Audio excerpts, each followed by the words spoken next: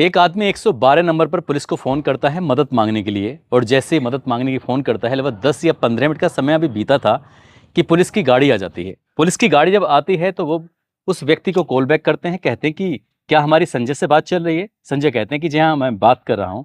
तो पूछा जाता है कि तुम कहाँ पर हो? तो बताया जाता है कि साहब गली में एक प्ले स्कूल है, मैं वहाँ पर खड़ा हुआ हूँ। आप कहाँ पर हो? वो कहते हैं कि हम रोड पर अपनी गाड़ी लेके आ रहे हैं, तुम भी रोड पर आ जाओ। जैसे ही हमारी गाड़ी दिखाई दे तुरंत हाथ देना और हम लोग रुक जाएंगे। जैसा बताया गया था संजय ने ठीक वैसे ही किया। गाड़ी आती है, गाड़ी रुक जाती है, उसे पूछा जाता है कि आखिरकार तुम्हें किस तरह की मदद चाहिए, तुमने जो 112 नंबर पर पुलिस को फोन करके बुलाया है। वो कहता है कि साहब उसकी 19 साल की लड़की है, नाम उसका मनीषा है। वो यहीं पास में गली में एक विद्यालय है, प्ले स्कूल, वहां पर पढ़ाने के लिए आती है।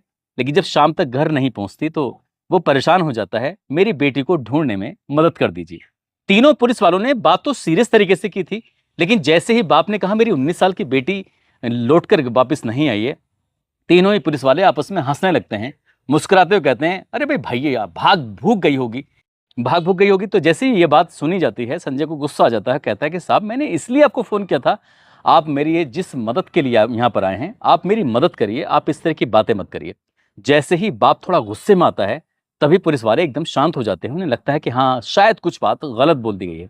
इसके बाद बोले हम क्या कर सकते हैं, वो पूछ बता जाता है कि साहब वो दिन में कह रहे थे कि वो एक स्कूल पास में पढ़ता है, नर्सिंग का फार्म लेने के लिए यहाँ से गई हुई थी। तभी उन पुलिस वालों ने उस व्यक्ति को जिसका नाम संजय होता है अपनी गाड़ी में बिठाते हैं और सीधा उसी स्कूल जो कॉलेज था वहां पर पहुंच जाते हैं। वो बड़ा सा गेट होता है, हालांकि गाड़ी अंदर नहीं जा सकती थी क्योंकि गेट जो बंद था। आखिरकार छोटे गेट के रास्ते से अंदर पहुंच जाते हैं। वहां तीन लोग बैठे मिलते हैं। देखने में पता चलता है कि दो ऐसे थे जिन्हें थोड़ा सा नशा था, एक ऐसा लग रहा था जैसे क्या सामान्य है। तभी पुलिस वालों की मौजूदगी में संजय उनसे कहता है हाथ जोड़ते कि साहब मेरी बेटी यहाँ पर आई थी, 19 साल की उम्र है, नाम उसका मनीषा है, क्या आपने देखी है? उनमें से कहते हैं कि यहाँ तो कोई लड़की वड़की नहीं आई है। वो कहते हैं साहब सीसीटीवी कैमरे दिखा दो। जो उन्हें सही से जवाब देने चाहिए थे उन तीनों में से किसी ने भी सही से जवाब दिए नहीं। जो पुलिस आई थी मदद करने के लिए उन तीनों पुलिस वालों ने सही से जवाब लिए नहीं। आखिरकार वो बेचारा बाप वहां से घर चला जाता है। यानी कि बात इतनी बढ़ जाती है कि पूरा प्रदेश सड़कों पर उतर आता है। इस मनीषा के साथ हुआ क्या है और मनीषा के साथ होने वाली पूरी कहानी को आज कहानी के माध्यम से जानने समझने की कोशिश करते हैं। आदाब, नमस्कार, सत श्री अकाल। मैं उस्मान सैफी। आज की जो सच्ची घटना मैं आपको सुनाने जा रहा हूँ, ये सच्ची घटना है हरियाणा प्रदेश के जिला भिवानी की। दरअसल जिला भिवानी में एक गांव लगता है डाड़ी लक्ष्मण। यहाँ की रहने वाली एक लड़की जिसका नाम मनीषा होता है, उम्र जिसकी लगभग 19 साल के आसपास होती है, जिसने भी 1 महीने पहले ही यहीं पास का एक सिंघानी जगह लगती है, वहाँ पर एक प्ले स्कूल होता है, उसको ज्वाइन किया था। रोज वो घर से निकलती है लगभग 8 बजे के आसपास और सीधा अपने विद्यालय जाती है, पढ़ाती है, रोज शाम को वापस लौट कर आ जाती है। 11 अगस्त 2025 को सिंघानी प्ले स्कूल में जब वो जाती है तो वहीं से लगभग 11:23 के आसपास अपने पिता संजय को फोन करती है। कहती है कि पापा आज थोड़ा देर हो जाएगी, थोड़ा देर से आऊँगी क्योंकि मुझे बीएससी नर्सिंग का फार्म जो लेना है वो भरना है। बस वो अपने पिता को ये जानकारी दे देती है। उसके पिता कहते हैं कोई बात नहीं बेटा, आराम से आ जाना, कोई दिक्कत नहीं, कोई परेशानी नहीं। बेटे की बाप से बातचीत हो जाती है, थोड़ा सा वक्त गुजर जाता है। इसी बीच में उसके पास एक और फ़ोन पहुंचता है। जैसे वो फ़ोन पहुंचता है फिर से वो घर पर फ़ोन लगाती है और फ़ोन लगाने के बाद जब बातचीत करने की कोशिश कर रही थी तो इस बार जो फ़ोन उठाया जाता है तो मौसी फ़ोन उठाती है। मौसी पूछती है क्या हुआ मनीषा? वो कहती है कि मौसी जी मैंने एक सूट के लिए ऑर्डर किया था ऑनलाइन, वो आने वाला होगा, आप उसे ले लेना। वो कहती है बेटा हम तो काम कर रहे हैं, घर पे है भी नहीं, एक काम करो तुम अपने दादा का नाम बता देना और जैसे ही दादा का नाम बताओगी वो तुम्हारे दादा को देके चला जाएगा। ठीक है मौसी जी। मनीषा ये दोबारा बातचीत करती है और बातचीत करने के बाद यहाँ से वो अपने जो भी इसका आगे काम होता है विद्यालय में अपने काम में जुट जाती है। दोपहर 1:58 पर विद्यालय से जैसे वो बाहर निकल रही है, रोज वो आती है स्कूल की वैन से और स्कूल की वैन ही उसको लेकर चली जाती है। ड्राइवर से कहती है कि भैया मुझे ना यहीं पास में कि 500-700 मीटर की दूरी पर एक आइडियल स्कूल कॉलेज है, वहाँ से मुझे बीएससी नर्सिंग का फार्म लेना है, इसलिए आप घर चले जाओ और मैं अपना काम करके आती हूँ। जैसे ये आदेश मिलता है उस ड्राइवर को, उसने कहा ठीक है बहन जी, वो चला जाता है। इसके बाद शाम के 6:26 के आसपास का वक्त हो रहा था। जो उसका पिता है उसके पास एक मिस कॉल पहुंचती है बेटी की। अब जैसे ही मिस कॉल आती है तो उसके बाद वो कॉल बैक करने की कोशिश करते हैं तो फोन नहीं लगता। हालांकि घर में चर्चा तो शुरू हो ही जाती है, क्योंकि बेटी कभी इतनी देर नहीं करती, इतनी देर से कभी घर नहीं आती। अब जो घर पे नहीं आई है तो घर वाले आपस में एक दूसरे से बातचीत कर रहे थे। संजय ने अपने पिता से कहा कि पिताजी आखिरकार करूं तो क्या करूं। बोले बेटा एक काम करो, जितनी जल्दी हो सके वहीं जाओ, जाकर देखो। वो सीधा उस जगह पहुंच जाता है सिंघानी। वहां जाने के बाद अपनी बेटी को उस प्ले स्कूल के जो स्टाफ था उससे बातचीत कर रहा था कि साहब मेरी बेटी आज घर नहीं पहुंची, क्या दिक्कत, क्या परेशानी है। और इसी बीच में उसने 112 नंबर पर फोन करके पुलिस से मदद मांगी। पुलिस आती है, पीवीआर, ईएसआई अनूप, साथ ही कांस्टेबल पवन और एसपीओ धर्मेंद्र, ये 3 लोग आते हैं उस गाड़ी में। और तीनों आने के बाद संजय से संवाद करना शुरू कर देते हैं, बातचीत करते हैं। लेकिन जो उनके मुख से आवाज निकलती है, बात निकलती है, वो वाकई बड़ी शर्मनाक होती है कि तुम्हारी लड़की भाग भूग गई होगी, आ जाएगी। इस तरह की बातें शायद पुलिस को शोभा नहीं देती। लेकिन संजय ने जब इस बात को सुना तो बहुत ज्यादा गुस्सा आ जाता है। वो रिएक्ट करता है, तो रिएक्ट करने के बाद वो जहां जहां उन्हें ढूंढना था, जितनी ईमानदारी से काम करना था, वो इतनी ईमानदारी, वो इतनी शिद्दत वो दिखाते ही नहीं है। बस थोड़ी सी फॉर्मेलिटीज करते हैं। जो आइडल कॉलेज होता है वहां जाते हैं, वो स्टाफ से मिलते हैं, वहां जानकार मिल जाते हैं। ऐसे पीठ पर हाथ पैर मार रहे थे एक दूसरे के, जैसे कितनी पुरानी जान पहचान है। लेकिन एक बाप अपनी बेटी को लेकर परेशान था। पुलिस वालों की शायद उस बात को देखकर आंखें नहीं खुल रही थी। आखिरकार यहाँ रात के लगभग 10 या सवा 10 बजे के आसपास का वक्त था। इन तीनों पुलिस वालों ने, अनूप, पवन, धर्मेंद्र, वो कहते हैं कि साहब हमने तो अपनी तरफ से पूरी कोशिश कर ली है, आपको एक काम करना चाहिए, जो नजदीकी पुलिस स्टेशन है लोहारू, आपको वहां जाना चाहिए, एफआईआर दर्ज करानी चाहिए। अब संजय ने अपने पिता से फिर दोबारा से बातचीत की। उसके साथ जो 1-2 साथी थे उन्होंने बातचीत की। उन्होंने कहा रात तो बहुत ज्यादा हो गई है, एक काम ना करें, हम सुबह चलते हैं। ठीक, अब जो रात ज्यादा हो गई है, कुछ अपने मन से इन्होंने ऐसे अंदाजा लगाया कि सुबह चलेंगे, सुबह देखेंगे। फिर भी वो अपनी तरफ से कोशिश करते रहे, जितना कोशिश कर सकते थे कोशिश की।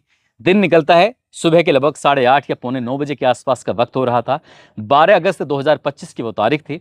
संजय सीधे थाने पहुंच जाता है, अपने परिवार के चचा या कुछ और 1-2 साथियों के साथ। वहां जाने के बाद कहता है कि साहब मेरी इस तरह से बेटी लापता हो गई है, गायब हो गई है। ये बात सुबह 8:30 से पौने 9 बजे शुरू हुई थी और देखते ही देखते कब शाम हो जाती है, यानी कि रात के 7:30 बज जाते हैं, पता ही नहीं चलता। पुलिस वाले पूरा दिन उसको ऐसे ही चक्कर कटाते रहते हैं, इधर से उधर घुमाते रहते हैं। आखिरकार एफआईआर दर्ज कर ली जाती है। एसएचओ अशोक कुमार एफआईआर दर्ज करते हैं और एएसआई शकुंतला इस मामले की जांच अधिकारी हो जाती हैं। लेकिन जितनी शिद्दत, जितनी ईमानदारी से जांच पड़ताल करनी चाहिए, उतनी ईमानदारी से जांच पड़ताल नहीं करते हैं। और हद तो तब हो जाती है जब इस थाने के अंदर भी ये कहा जाता है एक बाप से कि शादी वादी कर ली होगी, पिकनिक मनाकर वापस लौट कर आ जाएगी। जैसे पिता ने यह बात सुनी, पिता की आंखें नम हो जाती हैं। सोचने पर मजबूर हो जाता है कि आखिरकार मैं करूं तो क्या करूं, पुलिस से मदद मांगने के लिए आता हूं तो कोई कहता है कि पिकनिक मनाने चली गई है, कोई शादी की बात करता है तो कोई भागने की बात करता है। क्या हर बेटी ऐसे ही होती है? आखिरकार पिता ने जब ये बात कही, पुलिस ने उतनी शिद्दत, उतनी ईमानदारी से जांच पड़ताल नहीं की। पिता जाकर प्ले स्कूल जाता है, पिता आइडल कॉलेज जाता है, जाकर सीसीटीवी की मांग करता है। लेकिन सीसीटीवी उसको दिखाई नहीं जाती, उसको सिर्फ ठेंगा दिखाया जाता है। उससे कहा जाता है कि मिल जाएगी, दे देंगे, बड़े अधिकारी आए नहीं है, इस तरह की बातें करते हैं। लेकिन संजय हिम्मत नहीं आ रहा था, आखिरकार करे तो क्या करे। लेकिन अगला ही दिन, या कि 13 अगस्त 2025 की सुबह की बात है, वो विद्यालय की तरफ जा रहा था ये जानने के लिए कि आखिरकार उसकी बेटी सीसीटीवी कैमरे में देखने को मिल जाएगी कि आई थी, नहीं आई थी, कहाँ गई थी। तमाम कोशिश कर रही थी। इस बीच में पुलिस ने अगर चाहती तो सीडीआर निकलवाई जा सकती थी, लड़की की लोकेशन निकलवाई जा सकती थी, उससे पता करने की कोशिश कर सकते थे। लेकिन पुलिस ने इस मामले को बिल्कुल भी गंभीरता से नहीं लिया। लेकिन इसी बीच में 13 अगस्त 2025 की सुबह की बात है, ये लोहारू थाना क्षेत्र के गांव सिंघानी में एक नहर लगती है। नहर के किनारे एक रास्ता है, रास्ते के पास में ही एक बॉडी मिल जाती है। आसपास के गांव वाले मुझे पुलिस को सूचना देते हैं। तब ये शकुंतला, जो एएसआई होती है, जांच अधिकारी होती है, संजय को फोन करके कहती है कि संजय आपको आना है, वहां पर पहुंचना है, हमें एक बॉडी मिली है, अगर आप देख लीजिए कि ऐसा नहीं आपकी बेटी की बॉडी हो। बस पिता के लिए तो एक पैरों तले जमीन खिसकने जैसी स्थिति हो जाती है। पिता करता भी तो क्या करता। आखिरकार पिता, उसके जो साथ के लोग थे, वो सीधा वहां पर रोते बिलखते पहुंचते हैं। बेटी के कपड़ों के आधार पर उसको पहचान लेते हैं, देख लेते हैं। जिस रूप में बेटी मिलती है उसकी तो कभी कल्पना की ही नहीं थी। दरअसल अब यहाँ पर मामला बढ़ने लगता है, पूरा का पूरा गांव इकट्ठा हो जाता है, लोगों की संख्या लगातार बढ़नी शुरू हो जाती है। बेटी को जो जितने लोगों ने अपनी आंखों से देखा था, दरअसल उसकी आंखें ही निकली हुई थी। जो उसकी भोजन की और श्वास की नली थी वो भी निकली हुई थी। और उसकी जो गर्दन पर जैसे चंदे का आकार होता है, ऐसे चंद्रमा की तरह 29.5 सेंटीमीटर चौड़ा और 16 सेंटीमीटर लंबा एक घाव था। ऐसा लग रहा था जैसे किसी ने बार बार उस पर किसी धारदार हथियार से वार किया है, मारा है, और उसको बहुत ही हीनियस तरीके से उसके साथ ऐसा सब किया गया है। कपड़ों से देखकर, उसकी अपनी बेटी को देखकर आखिरकार पहचान लेते हैं और पहचानने के बाद उसकी बॉडी को कब्जे में लेकर पुलिस वाले पोस्टमार्टम के लिए भेज दिया जाता है। जैसे भिवानी के हॉस्पिटल में उसका पोस्टमार्टम शुरू होता है, अब ये खबर पूरे इलाके में आग की तरह फैल जाती है। 14 तारीख की बात ही लोग सड़कों पर उतरना शुरू कर देते हैं, क्योंकि एक गरीब आदमी जो मजदूर है संजय, उसकी बेटी गायब हो जाती है। यही बेटी अगर किसी नेता की होती, यही बेटी अगर किसी मंत्री की, विधायक की होती, तो शायद पुलिस वाले पूरी शिद्दत, पूरी ईमानदारी से काम करते। लेकिन एक मजदूर की बेटी गायब हुई थी, इसलिए पुलिस वाले उतनी शिद्दत, इतनी ईमानदारी से काम नहीं कर रहे थे और लोगों में गुस्सा बढ़ने लगता है। और जैसे ही लोगों में गुस्सा बढ़ रहा था, वैसे वैसे धरना, प्रदर्शन, ये सब शुरू हो जाता है। 14 तारीख को उनकी पोस्टमार्टम की करने के बाद जो बॉडी परिवार वालों को सौंपी जाती है, तो परिवार वाले कहते हैं कि जब तक हत्यारे नहीं मिलेंगे तब तक हम इस बॉडी को लेकर नहीं जाएंगे, अब चाहे कुछ भी हो जाए। बस घर वालों का गुस्सा बढ़ने लगता है, जो उनके समर्थन में बड़ी संख्या में लोग सड़कों पर उतरने लगते हैं और उन्होंने कह दिया कि जब तक हत्यारे नहीं पकड़े जाएंगे तब तक हम बॉडी नहीं लेंगे। 16-17 को भी पूरे प्रदेश भर में हंगामा शुरू हो जाता है। लोग सड़कों पर उतर जाते हैं, कई कई घंटे तक रोड जाम कर दिए जाते हैं। अब चाहे वो स्कूल कॉलेज के बच्चे हों, चाहे वो कोई भी हो, जो व्यापारी हो, दुकानें बंद हो गई, बाजार बंद हो गए, क्योंकि लगातार मनीषा को लेकर लोगों में उबाल फैल रहा था। अब इसके बाद कहीं ना कहीं पूरी पुलिस की नींद टूटती है, सरकार की नींद टूटती है। अब मुख्यमंत्री को बयान देना पड़ता है, तमाम अधिकारियों को मौके पर मैदान में आना पड़ता है। अब चाहे एसएसपी हो, आईजी हो, डीआईजी हो, तमाम अधिकारी मैदान में आते हैं और ये आश्वासन देना शुरू कर देते हैं कि चिंता मत करो, हम पूरी ईमानदारी से जांच कर रहे हैं और जितनी जल्दी हो सकेगा आरोपियों को गिरफ्तार करेंगे और उन्हें गिरफ्तार करने के बाद जेल भेज देंगे।